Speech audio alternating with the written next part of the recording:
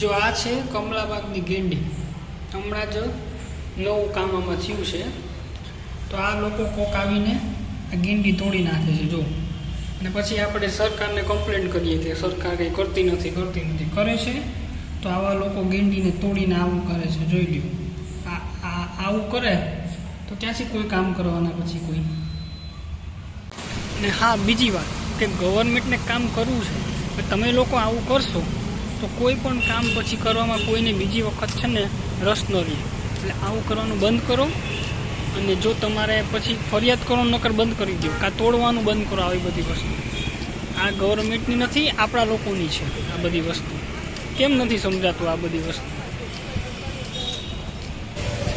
પછી આવીને બધા કહે છે કે યુટ્યુબમાં વિડીયો બનાવો છે એટલે આવું કરે છે. આવું નથી, આવું જ ચાલે છે બધું. પછી આપણે જ ફરિયાદ કરીએ કે ભાઈ કંઈ બનતું નથી, નવી વસ્તુ. આ લોકો હમણાં નવું જ બનાવ્યું છે, હું અહીંયા રોજ આવું છું. આ બધું નવું બનાવ્યું છે અહીંયા આ લોકોએ. ટોયલેટથી માંડીને ગેંડી માંડીને બધું નવું બનાવ્યું છે. અને મહિનો દિવસ માંડ થયો છે, અને મહિના દિવસના 5 કે 15 દિવસમાં તમે આ લોકો તોડી નાખો છો. તો આ વ્યાજબી ના કહેવાય ને. પછી કાં તો ફરિયાદ ન કરાય કોઈને.